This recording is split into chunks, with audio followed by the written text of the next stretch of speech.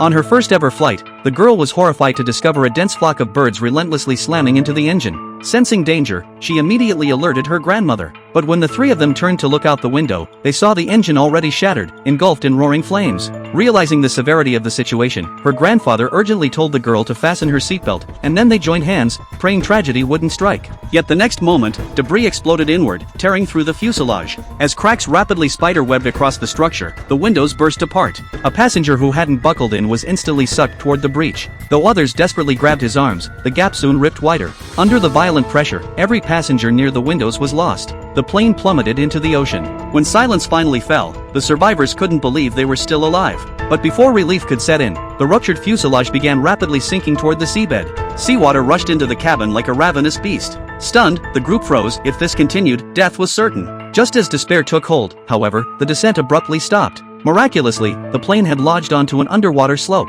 Even more fortunate, the crushing water pressure had formed a sealed air pocket in the tail section. The girl, her grandmother, and the others quickly made their way there. Though temporarily safe, they had no idea whether the remaining oxygen would last until rescuers arrived. Then, in another cruel twist, the plane began sliding down the slope, threatening to plunge into the abyss. Thankfully, friction finally halted their slide, but the tilt caused the water inside the cabin to rise. Everyone knew their chances were slim. The plane could plummet deeper at any moment. They had to find a way to save themselves. Just then, the girl suddenly pointed excitedly out the window. Two divers were approaching. For the first time, hope flickered. They shouted and waved frantically as the rescuers swam closer.